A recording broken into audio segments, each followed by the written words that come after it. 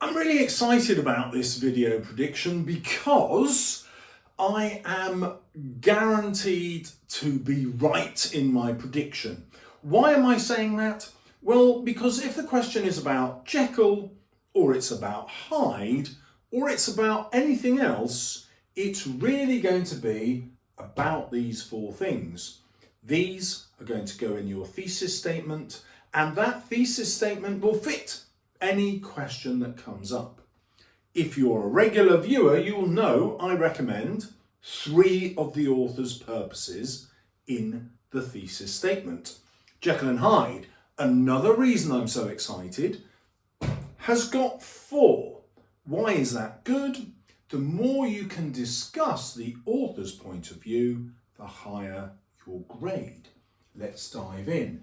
Number 1, he wants to explore ideas about good and evil. This is because Victorian society is a Christian society, and that is what Christian belief concerns itself with.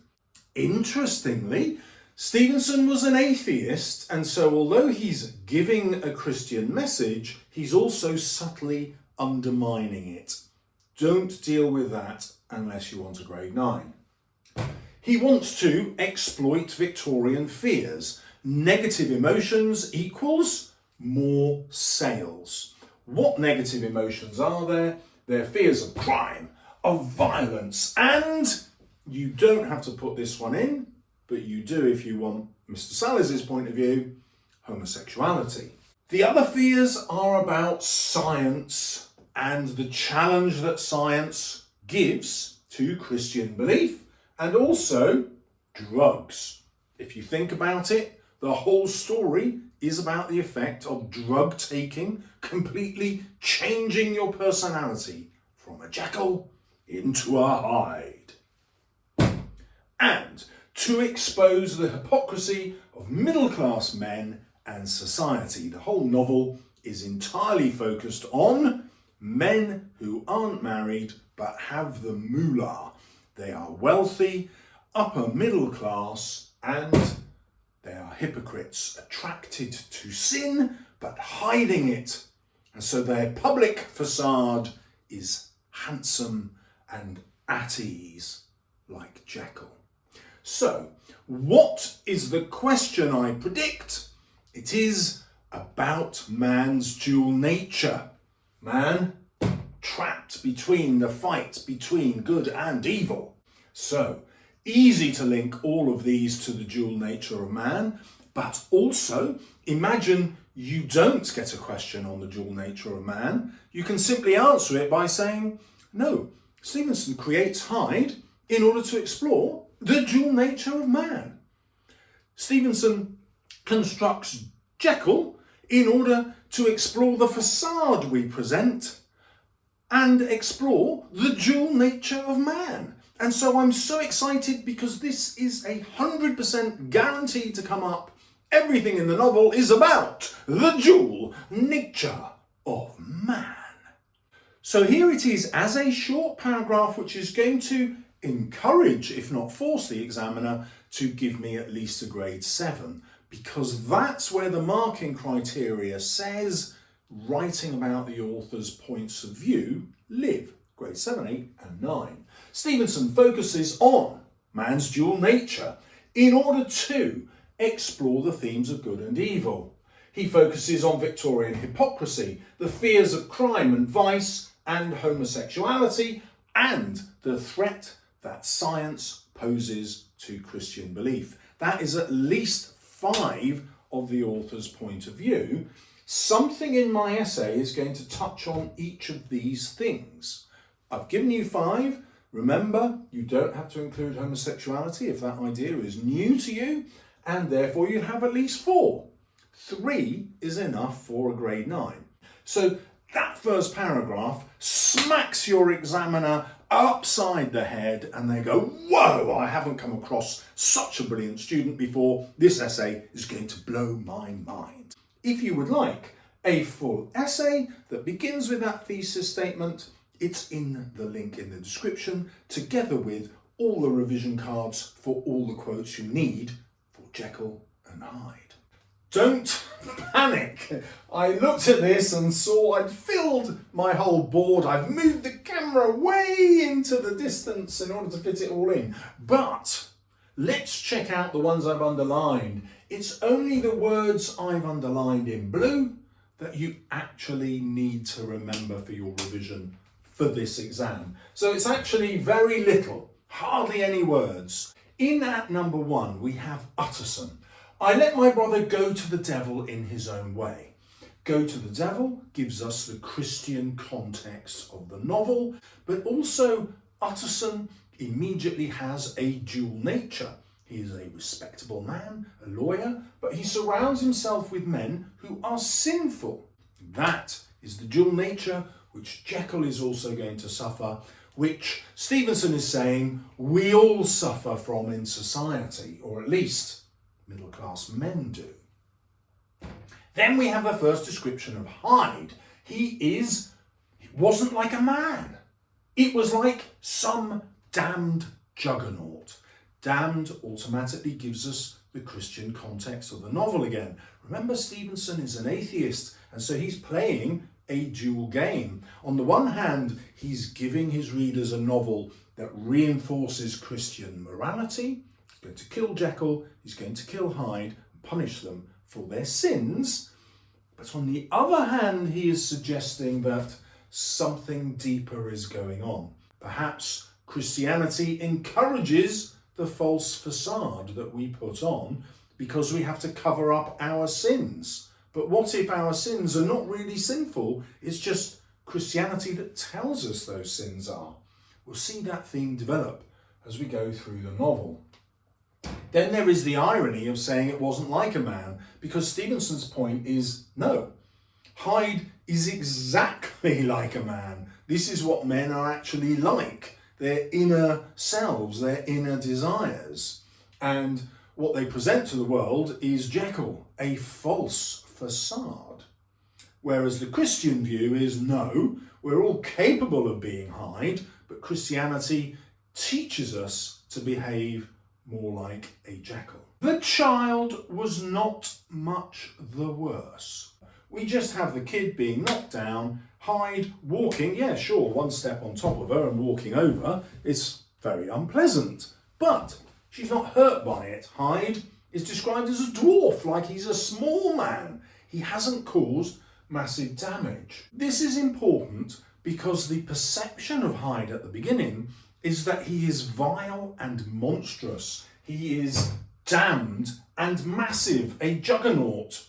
But that is ironic. He's actually small and he's done not much harm. Yet, when Enfield and the doctor are on the scene, he says that they turned sick and white with the desire to kill.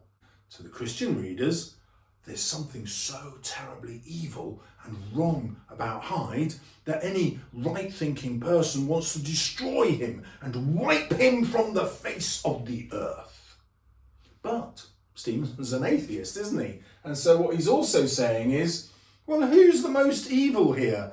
Is it the unpleasant Hyde, or is it Enfield and the doctor who actually want to murder him? This gives us a clue as to what Stevenson thinks. They screwed him up too. In other words, they blackmailed him, they extorted him out of £100, a complete fortune at that time. Who is super evil? It's Enfield and the doctor who have blackmailed him. So this is duality straight away, and this happens all the way through the novel. Then we have the obsession that Utterson has for Hyde.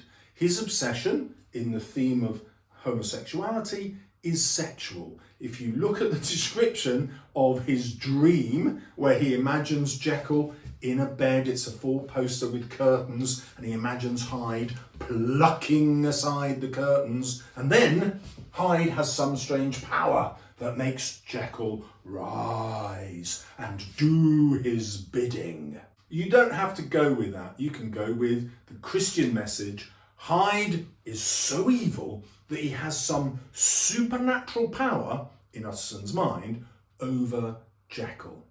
Now, Utterson, of course, is thinking Hyde has got something on Jekyll. He's blackmailing him. He's got this particular power, which takes us straight back to homosexuality again. The implication is Hyde knows what Jekyll has been up to in private, in secret, and he is going to expose that unless Jekyll writes him into his will.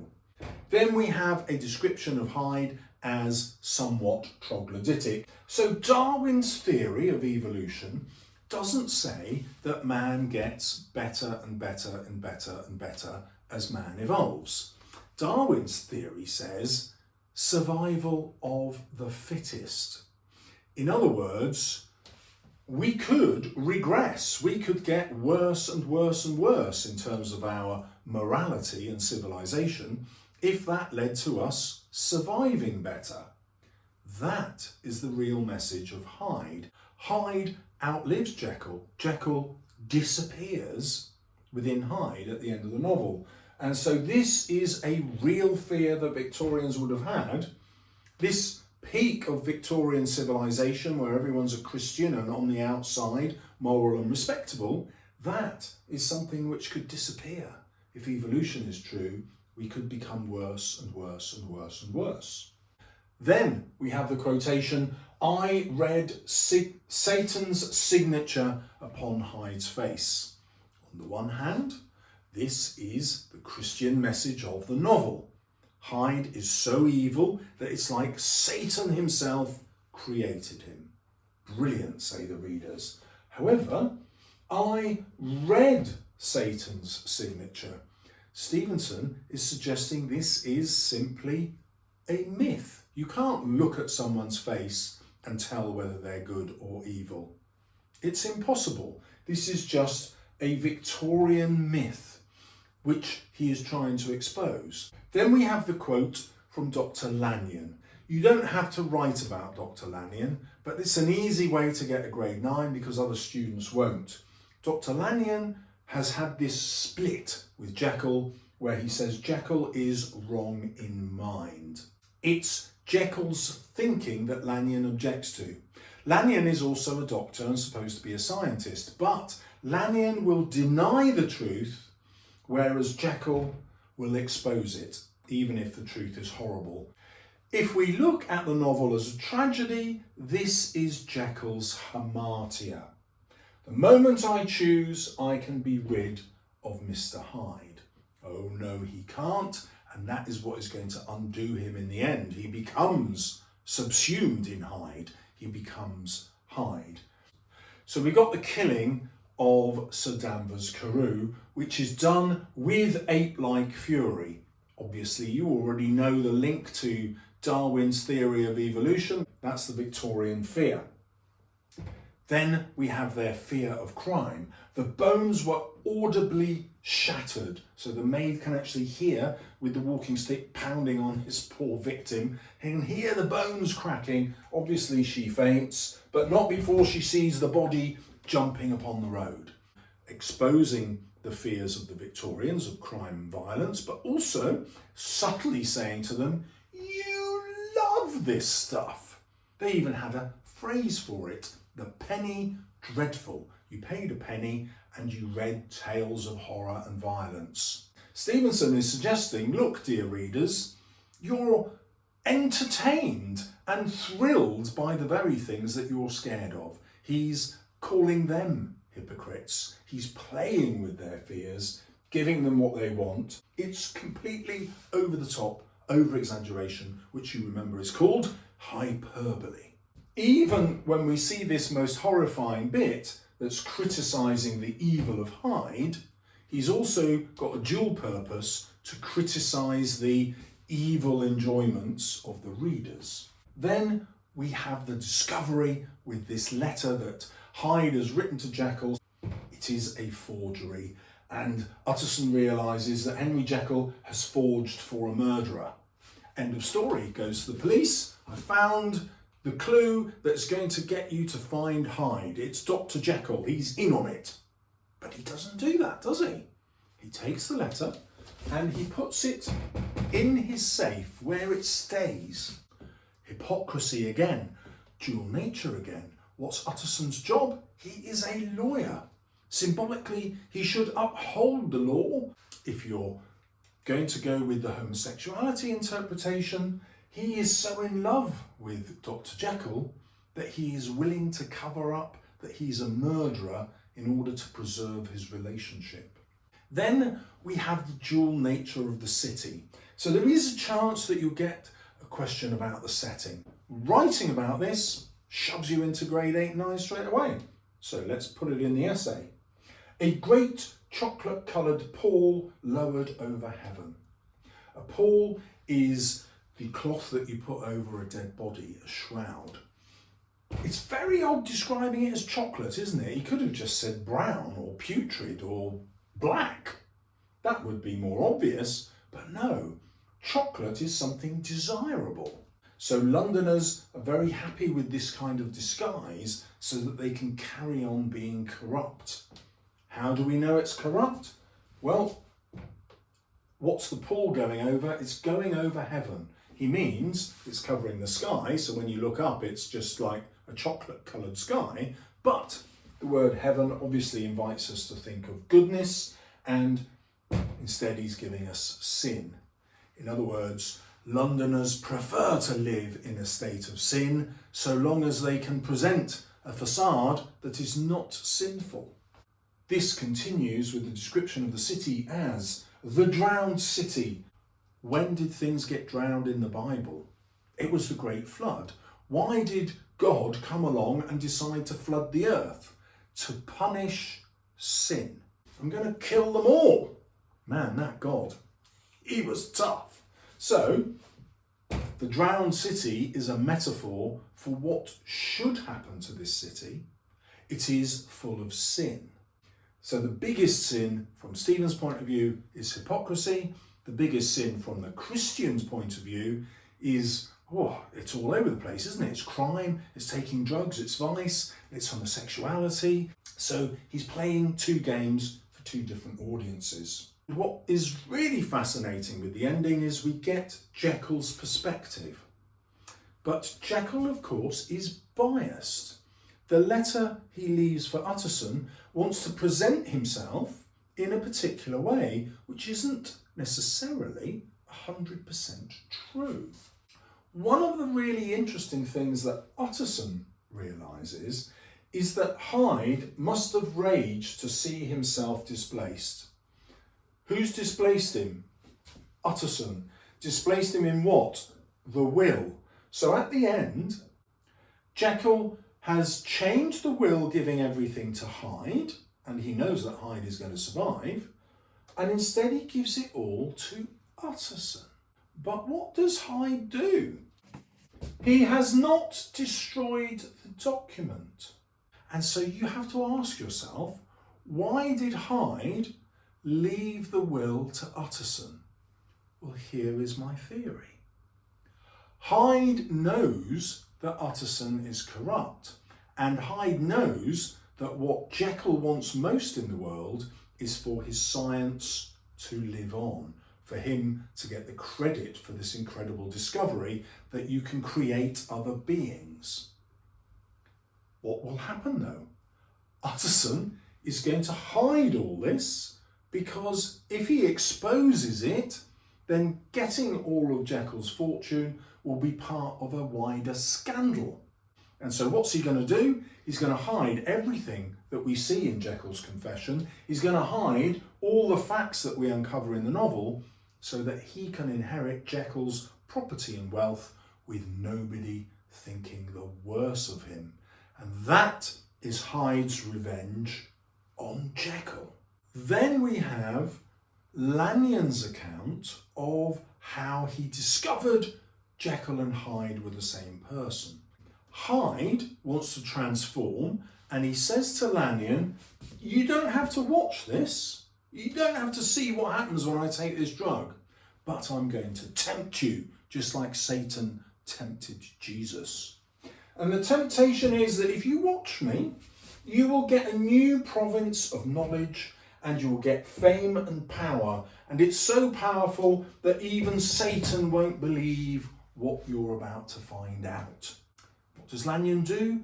he chooses to stay, which is exactly what Hyde wants, because when Lanyon sees Hyde turn into Jekyll, he will see that Jekyll was not wrong in mind. He will see that Jekyll's science is true, and he'll see how powerful Jekyll's science is. He'll be so horrified as a Christian that he would rather die than live in a society that had that science in it. This is Jekyll's revenge, which is going to take us to another quote later on, where we find out from Jekyll that Hyde is his bravo. A bravo is the person that you hire to do the things you want to do. So now we have an interesting idea that the sins committed by Hyde are Jekyll's sins. What Hyde does isn't because Hyde is so evil. He does these things because Jekyll is also that evil.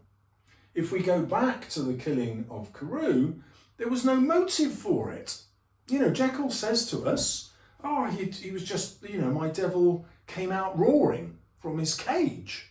Well, yeah, that sounds great. But why would he go and pick on Carew? Carew is nowhere near Leicester Square and Soho, which is where Hyde and Jekyll hang out. He's actually down south, near the Houses of Parliament. This makes us wonder if there is a dual purpose. Does Jekyll have a reason to want to kill Sir Danvers Carew, and then he just gets Hyde to do it? Jekyll isn't going to tell us why he wants Sir Danvers Carew killed, because obviously he doesn't want to present himself as completely evil. But here is a possible reason which you don't have to accept. Remember, in 1885, the government passed legislation which criminalised homosexuality, and the novel is written in 1885. And what is Sir Danvers Carew's job? He is an MP. He is one of the men who would have supported this law. So Hyde is carrying out Jekyll's desires. We now get Jekyll's interpretation of the creation of Hyde. He says that all his life he has been committed to a profound duplicity because he had interests which were sinful. Why doesn't he tell us what those interests were, what those sins were? Well, my argument is because they are so sinful in terms of social judgment, and they're homosexual sins. You don't have to take that view, but you've got to ask yourself, why doesn't Stevenson actually say? If the Victorians were so against all these sins, why isn't he explicit about what those sins are? I think it's because the sin of homosexuality is just too great to put in the novel. But that's what he's really on about in this society. That's why all the characters are men. That's why all the men are unmarried. That's why Utterson is so obsessed with Jekyll. And that's why he thinks Hyde is also obsessed with Jekyll and Jekyll is obsessed with Hyde. It's sexual attraction. This is why he says man is not truly one, but truly two. Christians think, yes, that's we're good and we're evil. Stevenson is saying, no, maybe it's not just good and evil. Maybe it's also about sexuality. He calls it the primitive duality of man, which obviously Christians will see as a code for evil. He writes about Hyde that Hyde's pleasures soon began to turn monstrous, even though other people describe Hyde as dwarf-like. So we've got an irony here that Jekyll is symbolically massive and Hyde is symbolically small. So Stevenson is suggesting, look, who's got the real power here? Is it Hyde or is it Jekyll's desires? So the idea is that Hyde has become so powerful that the evil that he does is now monstrous. Stuff that Jekyll would never have dreamed of doing. Oh no, not me, I would never think of that. It's Hyde. But then we've got the contrast with Hyde being described as dwarf-like. And so Stephen's suggesting that Jekyll is lying. It's actually Jekyll's desires that are monstrous. He's the one who's turned to wanting to kill people, and he's just got Hyde to do it for him. Obviously, he can't confess that. He has to present himself as a victim of his own science and a victim of human nature, this battle between good and evil.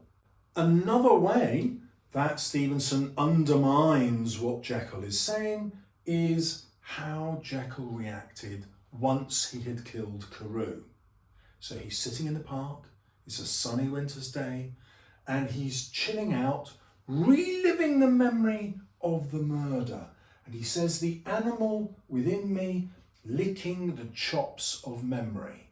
Not Hyde licking the chops of memory, Jekyll.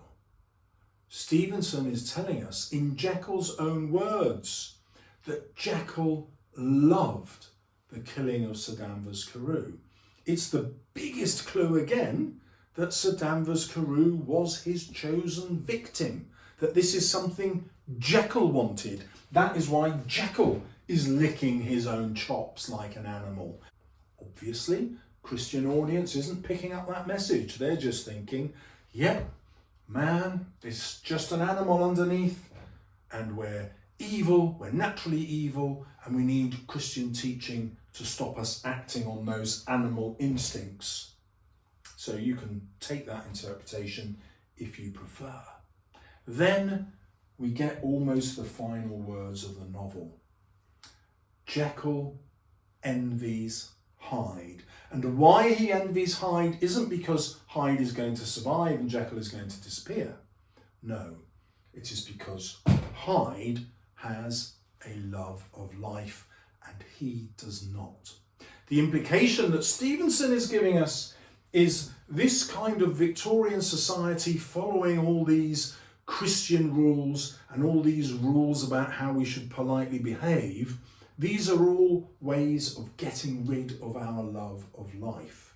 Why shouldn't we be able to indulge in the sorts of things, apart from murder, that society considers sinful, that Christians consider sinful?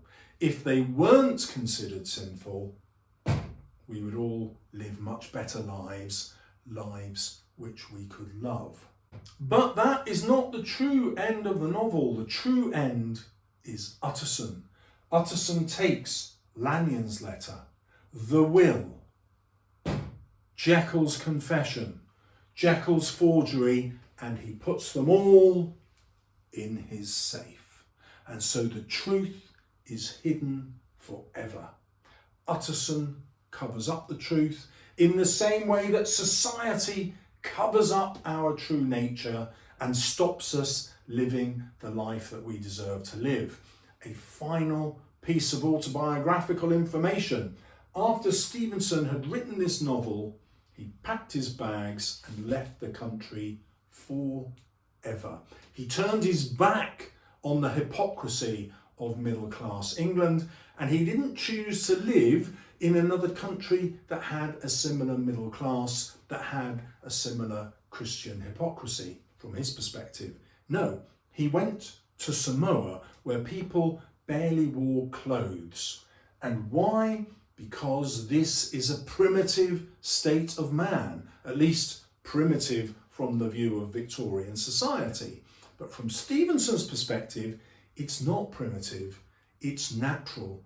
It's society unencumbered by Christian belief and rules, unencumbered by hypocrisy, unencumbered by notions of good and evil that come from the church. Instead, he goes back to a more primitive state, the primitive duality of man. And he's attracted to the primitive side, not the civilized side. And that is one message of the novel that undermines the Christian message. Ironically, it's the Christian message that sells the novel, but it's his message that gives him the satisfaction of writing it and reaching an audience that is clever enough to understand it. If you want all that again in an essay so you can understand it easier, that is in the description, along with every quote you need analysed and condensed onto revision cards so you can smash this exam.